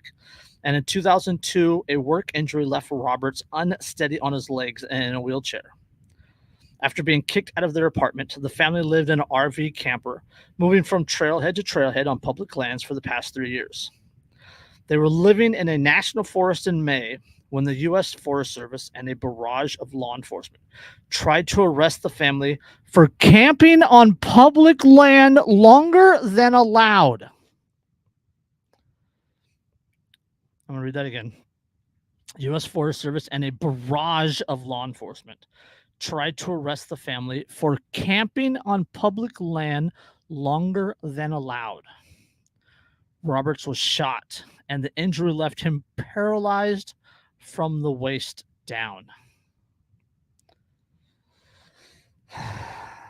As cities across the country pass ordinances cracking down on camping and homelessness, the Roberts' eviction from the forest has become a high-profile example of an unhoused American facing harm at the hands of law enforcement while being poor and having nowhere else to go. So they... Okay, hold on. Before we get into this, okay, so Bureau of Land Management, right, which owns, was it like 52% of the West, and National Forest, so you can camp on public land for 2 weeks at a time without a permit, but after 2 weeks, you have to move. I think you have to move. I think you have to move at least. I think it's at least 20 miles or 25 miles or something like that, and then you can camp again for another 2 weeks. So there are people that live in vans and all that good stuff that live on BLM land in Nevada, Oregon, Idaho, that will stay in a camp, for the 2 weeks, and then move up, up the road, and then stay there for 2 weeks, and then move back down south for 2 weeks, and that's perpetual, right? I mean, if you live on 12 miles south of the city, right, for 2 weeks, and then you live 12 miles north of the city for 2 weeks, you just go back and forth, right? You're only 12 miles from town. Yep. Right, makes sense. So yeah, but I'm just saying, like, so they stayed long in one place longer than was allowed. Yeah, on public land, and they are public, are they not? They are members of the public. And so as a result of that, he got shot and paralyzed. Yep. If that was the whole story, I probably wouldn't have brought this up. Oh God. Okay. It gets better, is what you're saying. Okay, yeah. In response to the shooting, lawyers filed a personal injury tort claim on behalf of the Roberts against the federal government, $50 million, representing a lifetime's worth of lost earnings due to this condition. Quote, Forest Service officers needlessly and recklessly shot Mr. Roberts repeatedly, causing him extreme suffering and permanent disability. That's according to Richie Eppink, E-P-P-I-N-K. Yeah, Epic? I think it's probably like Eppink. All right. One of Roberts' lawyers. The shooting occurred after Roberts, who had a .22 revolver with him, allegedly pointed pointed the weapon at two officers after they confronted his brother. He did not fire. Police body camera footage shows. After seeing Brooks' gun, officers unleashed a storm of gunfire on him. The footage shows. Since Idaho is an open carry state, Roberts was within his rights to be holding the weapon. Yep. U.S. Department of Agriculture, which includes the U.S. Forest Service, declined to respond to a request for comment from USA Today, citing the ongoing litigation. Okay, now this is the it gets better part. This is the it gets better part. U.S. Forest Service officers allegedly fired at Roberts more than 10 times, also shooting him in the back while he lay immobile on the ground, according to body camera footage viewed by USA Today. So while he's already laying on the ground, they shot him in the back. Do you know what the word for that is if you do that in Iraq? War crime. War crime. The Roberts family is part of Idaho's unhoused population. Around 2,000 people experienced homelessness there in 2022, according to the U.S. Department of Housing and Urban Development. Overall, homelessness state increased 15 years. Well, so it just goes on about that. In Idaho's Payette National Forest and across the country, the U.S. Forest Service has historically managed public lands, conserved natural resources, and provided, quote, quality water and timber for the nation's benefit, the agency's website says. The agency's law enforcement division is, quote, charged with protecting the public, employees, and natural resources. Protecting the public by shooting them repeatedly as they lay on the fucking ground, already shot by them because they're exercising their Second Amendment right. Legally protected Second Amendment right, because it is Idaho. Idaho has open carry. It also has constitutional carry. Okay. Quote, after I got shot, my main feeling was, am I going to survive this? Roberts says, quote, because all I knew that if it killed me, my mom and my brother would basically commit suicide because of the grief of losing me. Roberts spent months recovering in the hospital and has lived in a small budget hotel room with his mother for the past 5 weeks. It's very hard to still not have a, quote, stable roof over their heads, he says, and he's worried to be back, quote, on the sidewalk when what little money they have runs out. And again, I just want to point out these people are living an inoffensive, reasonable existence in an RV on public land and simply moving from one place to another occasionally. And all the issue was that they stayed in one place too long. Hold on. This is where I say it gets better.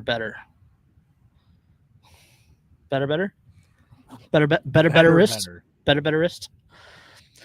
The shooting happened as part of a sting operation in which plainclothes officers tried to serve an arrest warrant for the family's unsanctioned camping in Payette National Forest north of Boise. Officers tried to serve an arrest warrant for Roberts and his mother and his brother, accusing the three of low-level misdemeanor of camping on public lands longer than allowed. His brother, 35-year-old Tim Roberts, also had an arrest warrant for disorderly conduct. According to law enforcement, he was jailed for misdemeanors and has been behind bars ever since.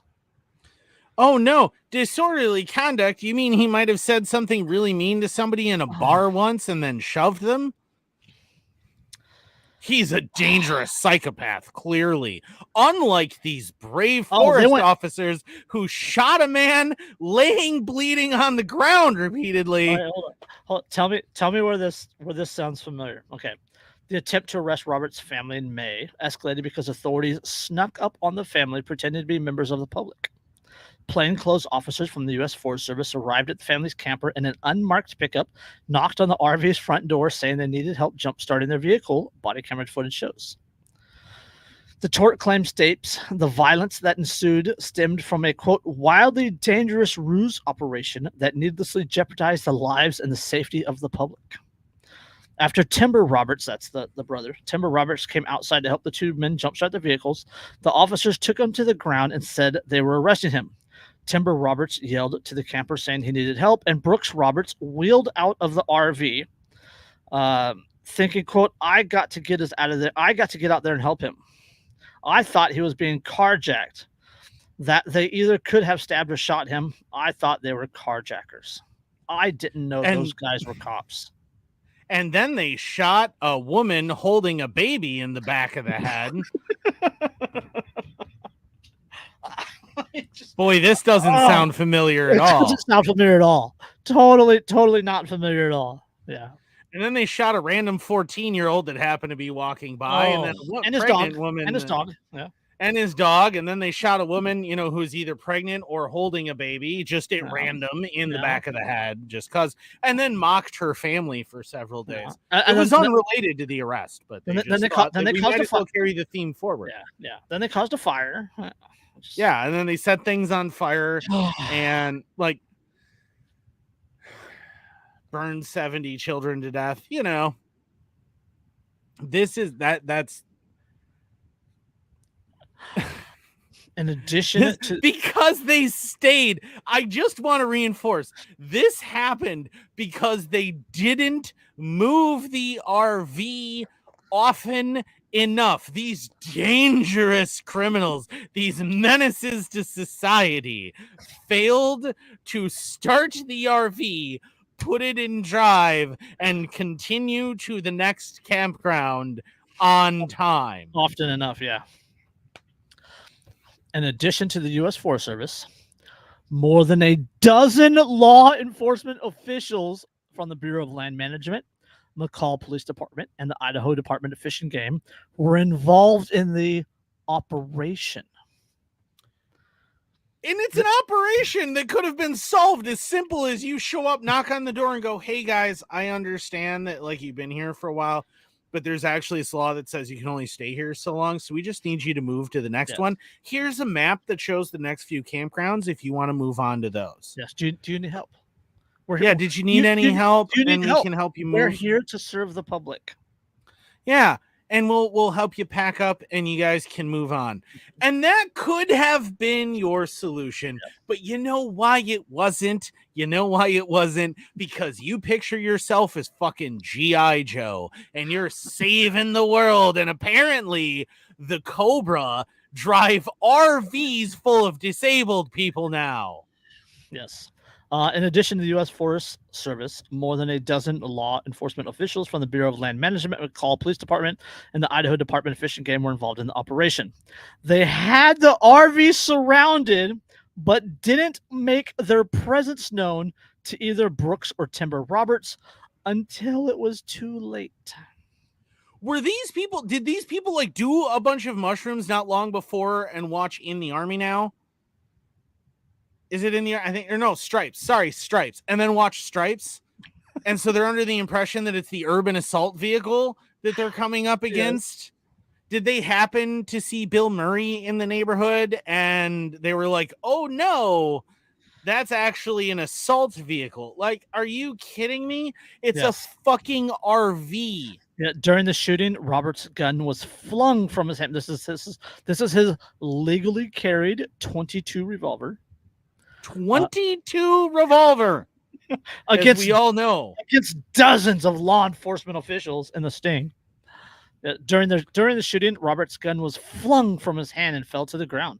Officers identified themselves to Roberts after firing at him more than 10 times, telling him to put his hands where they can see them. I can't. You shot me, you fuck. Just put your hands in the air. I can't. I'm fucking paralyzed because you shot me in the back.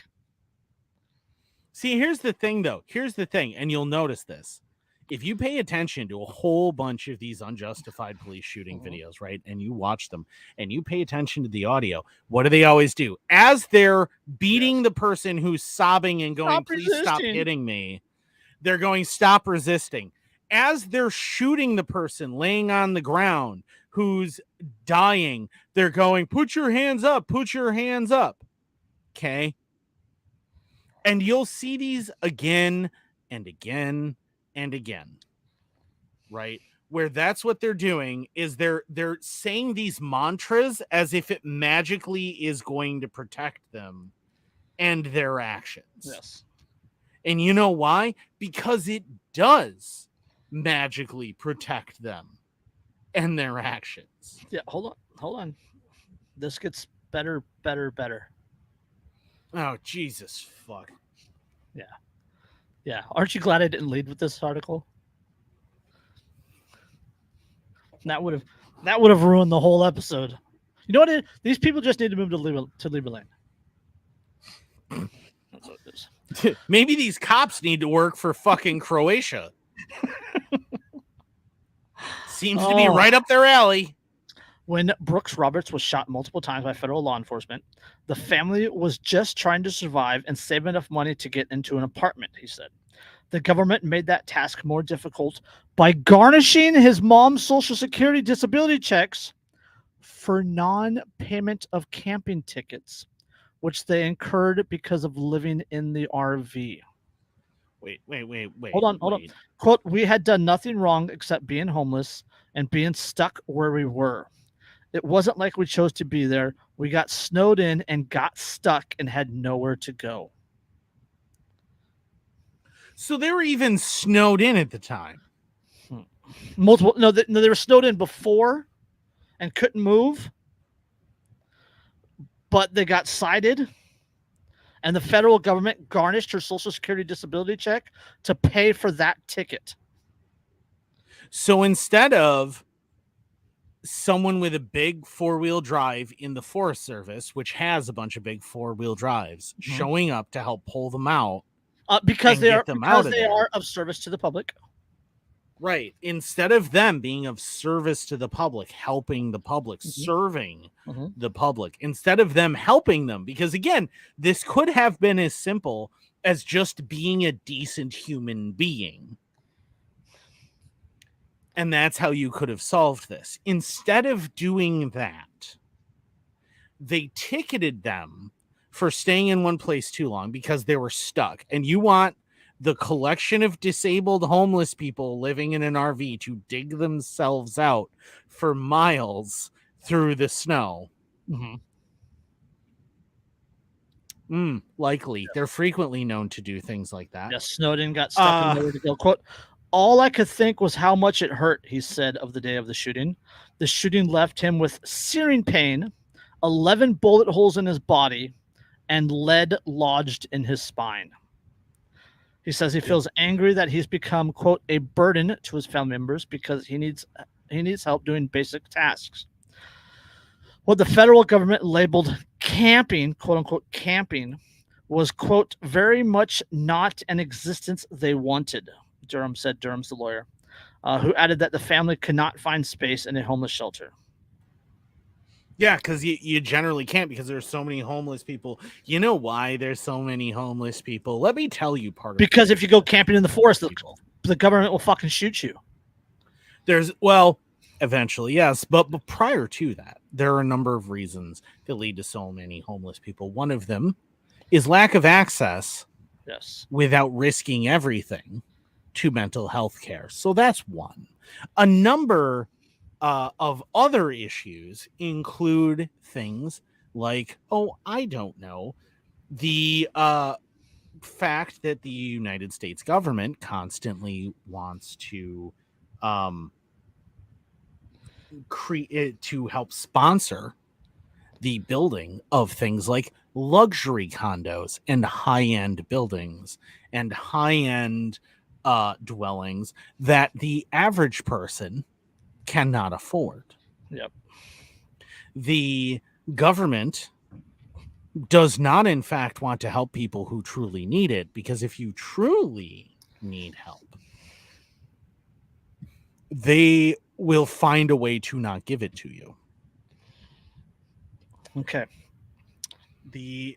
On top of that, the thing that drives me the most nuts about homelessness is that all these places pass anti-homelessness laws, and it's like, and you want them to go home?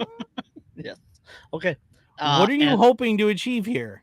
and the icing on this, it gets betterest story is that Brooks and his mom are still facing misdemeanor charges stemming from them overstaying at the campground.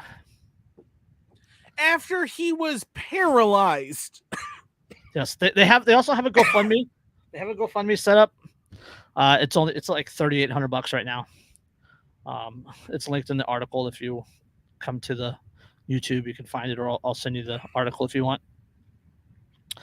Yeah, The man was paralyzed by gunfire. shot 10 times, has 11 holes, a piece of lead lodged in his spine, in a raid by a sting dozen operation. operation by a dozen plainclothes law enforcement because they stayed in one camp spot for too long.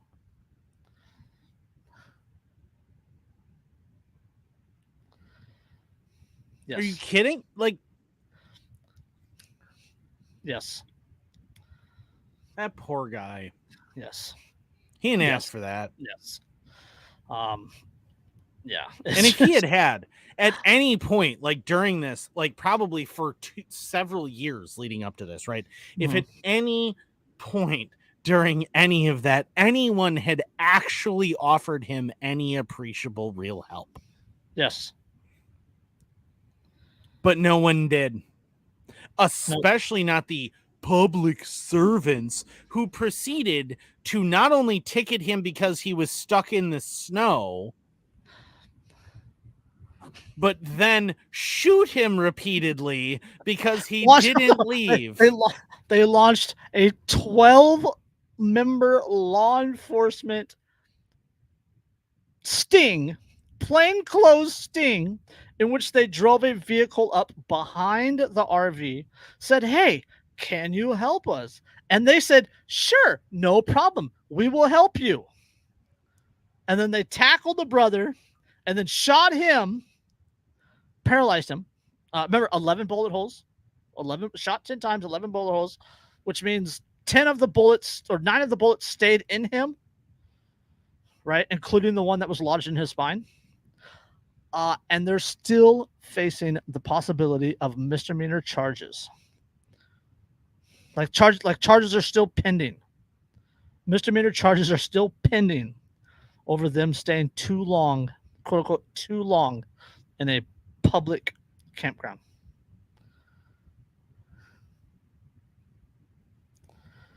Andrew's twitching.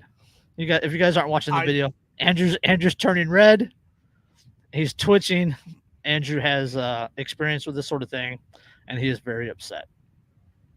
See, this is why I don't start off with articles like this. This is just this is a microcosm of what it's like to struggle in the United States. Yes. Right here. This whole article talks about homelessness, using the story as the foundation, and then has a whole article about homelessness in this article. It's a USA Today article. Yeah, because again, it's very thorough and very, very good. Because I mean, again, it's like all these laws against homelessness. Like, what are you going to do to them? Give them a home? Yeah. Like, if you put me in jail, if I'm homeless and you put me in jail, like you've just given me a home and food.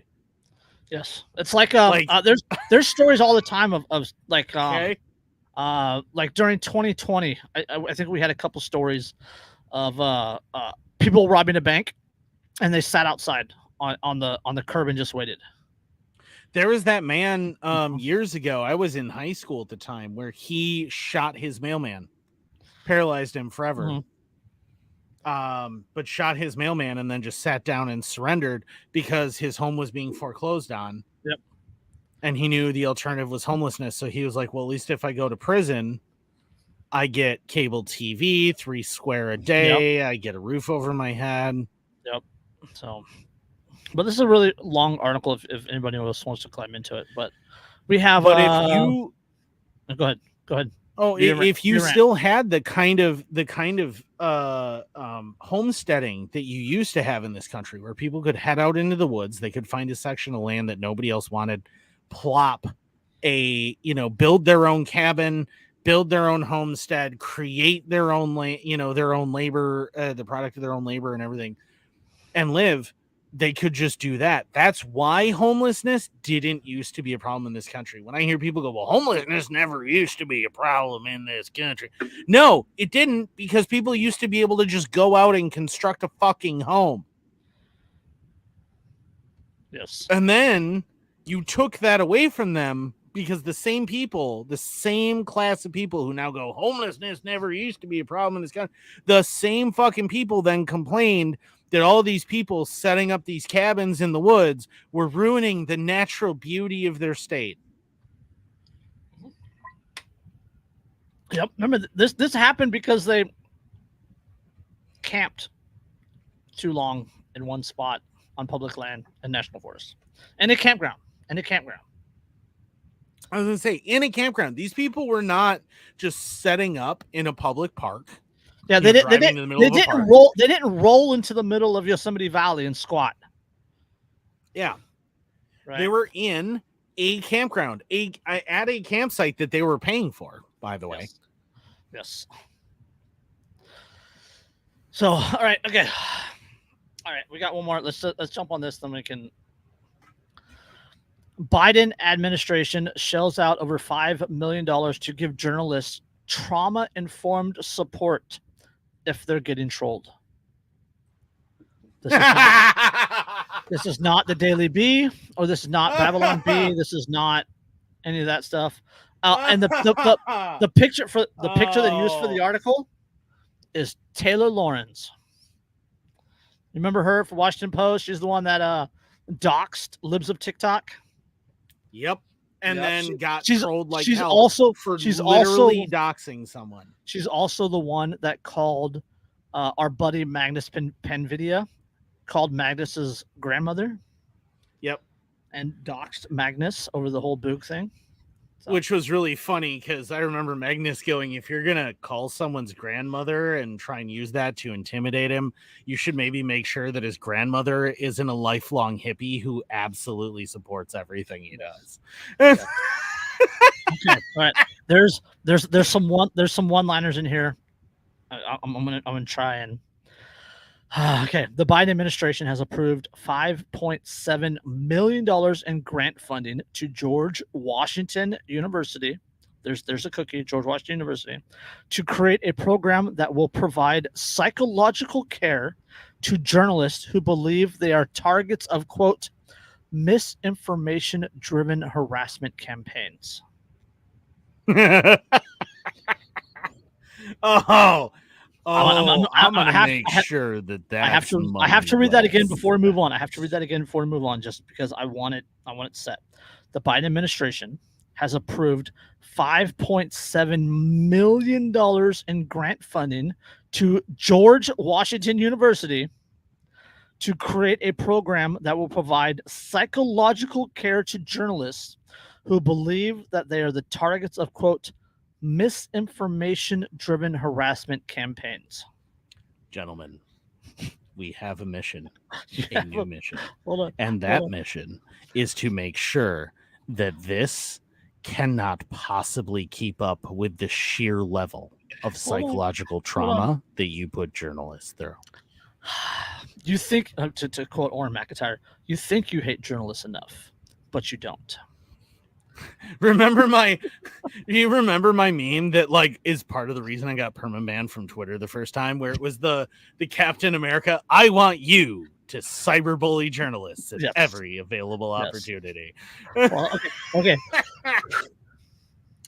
The program, called Expert Voices Together,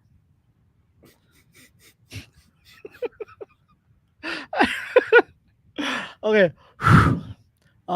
Psychological care to journalists who believe they are the targets of, quote, misinformation-driven harassment campaigns. The program, called Expert Voices Together, is described in the government grant database as, quote, a socio-technical system that provides real-time to support to experts experiencing online harassment. Experts. The project's goal is to provide journalists and eventually other, quote, experts with the means of, quote, monitoring and reporting alleged abuse, as well as, quote, personalized assistance with digital safety, access to, quote, mental health care specialists as a form of, quote, trauma-informed care.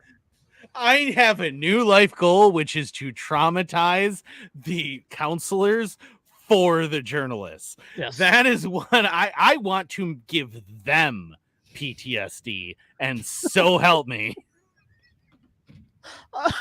They will have nightmares of Pepe's. Nothing but Pepe's.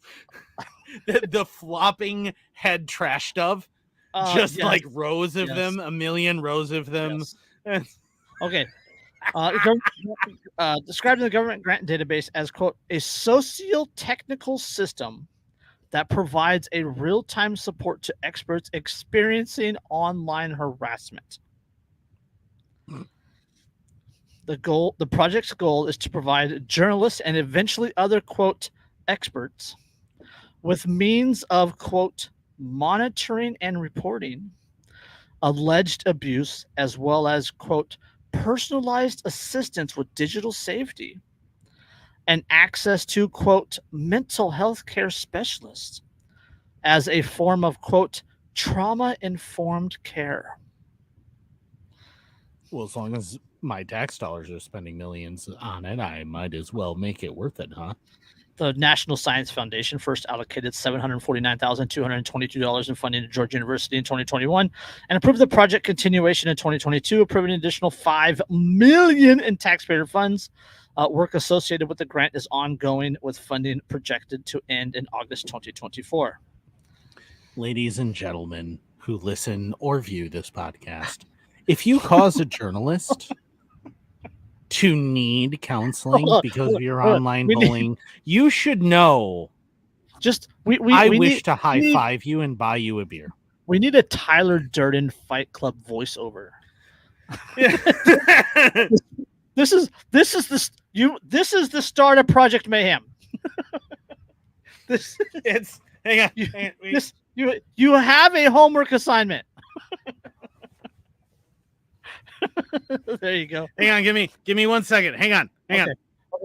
The NSF, that is a National Science Foundation, characterizes providing journalists with mental health counseling as part of an effort to address the, quote, rapid spread of misinformation, because harassment undermines confidence in pivotal source of knowledge and reduces expert participation in the information ecosystem.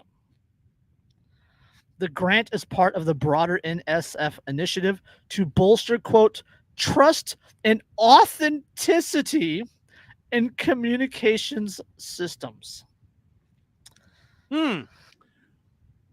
Well. Hold on. Okay. Gentlemen. Hold on. I have to read that again.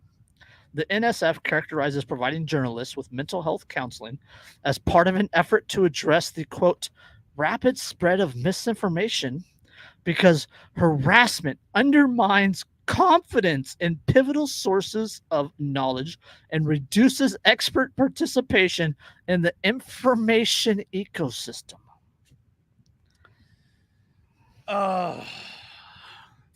Again, I just want to reiterate. Gentlemen, we have a new mission, and that mission is to some of you will lose your social media accounts.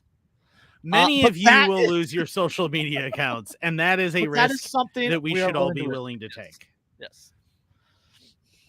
Our mission is to make these millions of dollars the government is going to spend on the counseling for all of these propagandists worth it. And so, in the spirit of justifying the spending of millions of dollars of tax money, on counseling, I propose that we put in a concerted effort to make sure that they use every single dime on counseling, because that I want the counselors to need counseling. I want the counselors to need to retreat to the forest themselves. I need to make the counselors terrified to be counselors. This is what I need to do. And gentlemen, we have a mission. I have given it to you. Go to it. And I know we can do it. I have faith in us. We are the worst of the online trolls. Do not fuck with us. Yes. There's that's the title. The episode title is Project Mayhem Homework and Illegal Camping. Hell yeah. All right. Let's do it. Let's throw some links and get out of here. Oh, we are sponsored by all kinds of cool people. We're very good friends with Poppins Patches. We were until this. We were until this episode. We were sponsored by a lot of cool people who are probably now going, I don't know them. I've had nothing to do with them. Plausible deniability is the name of the game of knowing us for the most part. But if it's not, we are sponsored by RK Spookware. If you know who they are, you know what they do, you know why that you need them.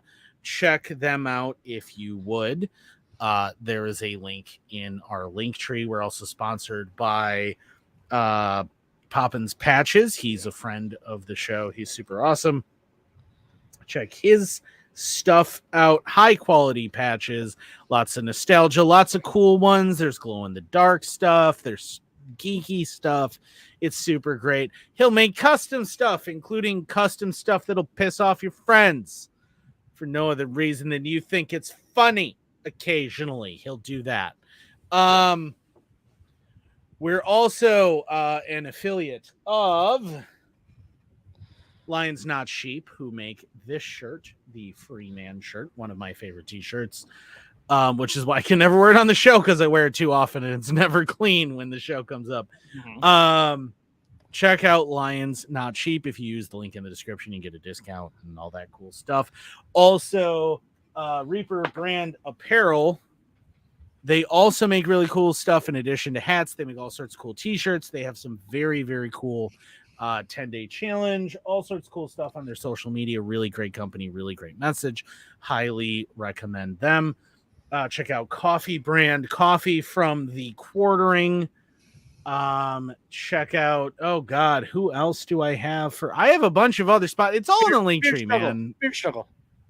Yes, the Beard Struggle, TBS, the Beard Struggle. They just released a bunch of solid colognes that are super cool. They have shampoos, both for your head, for your beard. They have conditioners. They have stuff for the ladies. They have beard straighteners. They're made out of carbon fiber, which is cool as hell. They got all sorts of cool shit. Go check them out. There's a bunch of others that I can't think of offhand that you also want to check out, and they're really cool. And there's all sorts of discounts available to you in our link tree. So if you haven't checked out our link tree, you probably should. Yeah, linktree.com/anarchy among friends. Or anarchy among fur, I think is what it is. Yeah, I think it's Anarchy Among Fur. Also, if you are somebody who would like to sponsor us so that we will promote your shit, I will happily hawk your shit in exchange for free shit all fucking day without a second thought. So feel free to hit me up and I will hawk your shit as well. Yes. As long as it's good quality. I have actually had a few people try to get me to hawk their shit and it was garbage. Garbage, yeah.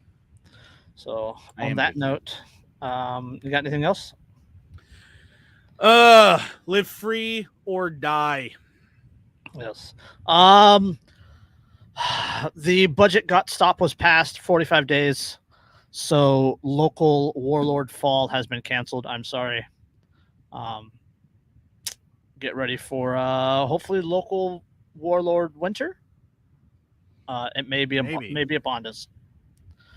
So I don't on know. that note, I have friends that actually work for the federal government, sadly, and they were all kind of talking about that earlier today, that they got a slight reprieve and would not be paid if this shutdown happened. Yeah. So, but if that were to shut down, then homie would not have been shot for illegal camping. Right.